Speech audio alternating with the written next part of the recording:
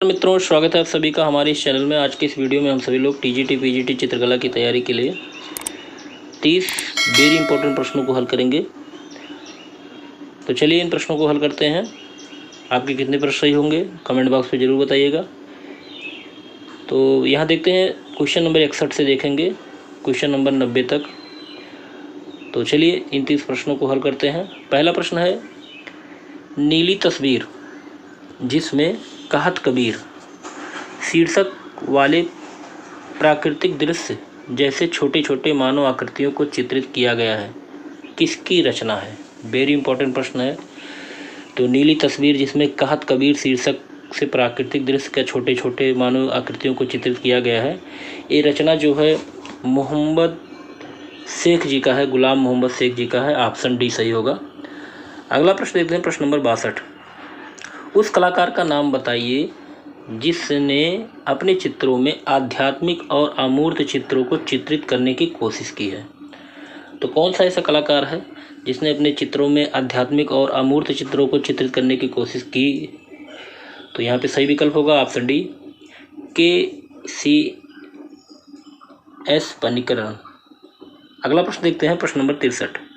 निम्नलिखित में किस सौंदर्य शास्त्री ने सौंदर्य को ऑब्जेक्टिफाइड प्लेजर कहकर संबोधित किया?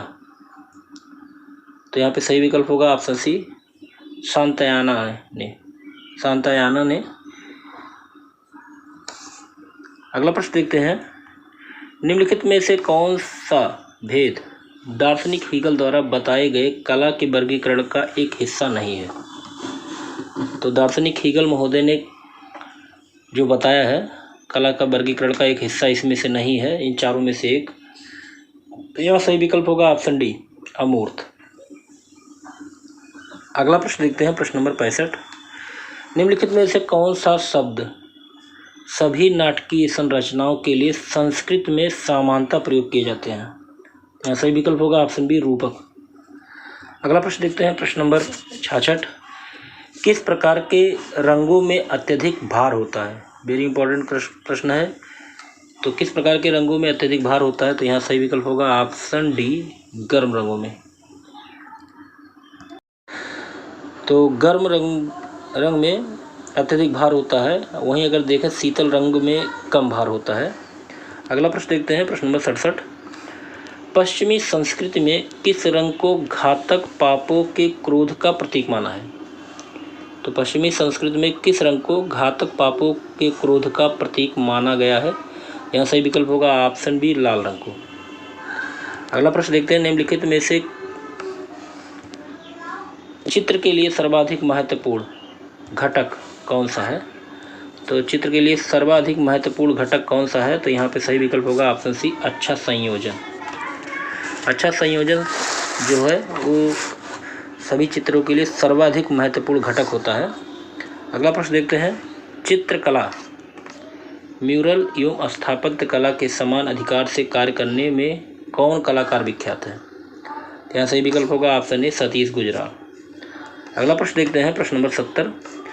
निम्न में से कौन रूपप्रद कला का तत्व नहीं है? तो बताइएगा कौन रूपप्रद कला का तत्व नहीं है? यहाँ जो है कोलाज रूपप्रद कला का तत्व नहीं होता है। अगला है, लव्स ऑफ जुपिटर नामक चित्र किसकी रचना है? तो लव्स ऑफ जुपिटर जो चित्र बनाया गया है वो कैरेजियो के द्वारा बनाया गया है। अगला प्रश्न देखते हैं, प्रश्न नंबर 62। कला में कुलीन व्यक्तित्व मौलिकता का अंकन तथा आध्यात्मिक जीवन में धर्म के क्षीण प्रभाव के कारण कला में व्यक्तिवादिता किस काल में देखने को मिलती है? यहाँ सही विकल्प होगा ऑप्शन डी, पुनरुत्थान काल में। प्रश्न नंबर 73 देखते हैं, निम्नलिखित में से कांगड़ा चित्रकला का विषय नहीं है। तो इन चारों में से बताइएगा कि कौन सा विषय कांगड़ा चित्रकला का नहीं है? तो यहाँ सही विकल्प होगा ऑप्शन सी, पंचतंत्र। पंचतंत्र जो है वो कांगड़ा चित्रकला का विषय नहीं है। कांगड़ा चित्रकला का विषय महाभारत, रामायण और रसिकप्रिया है।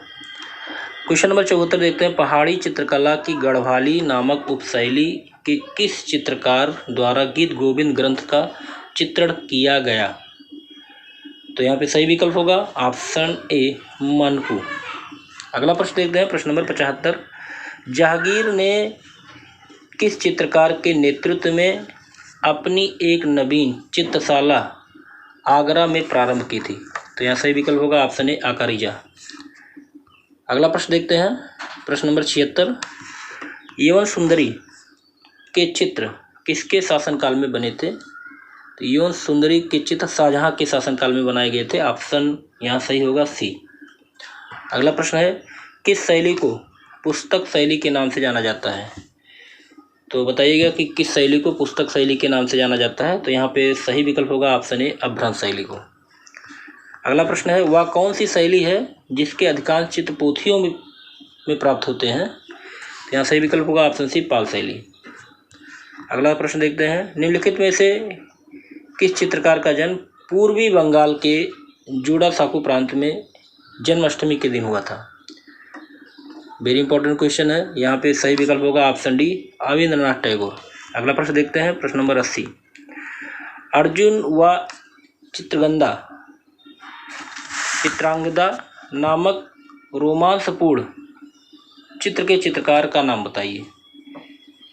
अर्जुन व चित्रांगदा नामक रोमांसपूर्ण चित्र के चित्रकार जो हैं वो है गंगेंद्र नाथ टैगोर। अगला प्रश्न है, अज्ञात की ओर शीर्षक चित्र किसकी कृति है? तो यहाँ पे सही विकल्प होगा ऑप्शन सी के हैदर। अगला प्रश्न है, वह कौन चित्रकार है जिसने हिंदी साहित्य के महान कवि गजानन माधव मुक्तिबोध की कविताओं पर आधारित चित्रों का निर्माण किया था? तो यहाँ सही विकल्प होगा ऑप्शन सी MS हुसैन। अगला प्रश्न है, किस चित्रकार ने आंद्रे लहोत और फर्नांड लिंजे के निर्देशन में कला शिक्षा प्राप्त की? तो यहाँ सही विकल्प होगा ऑप्शन ए राम कुमार।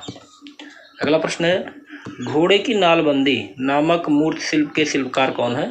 तो घोड़े की नालबंदी नामक मूर्ति शिल्प के शिल्पकार जो हैं वो हैं धनराज भगत। ऑप्शन बी सही होगा।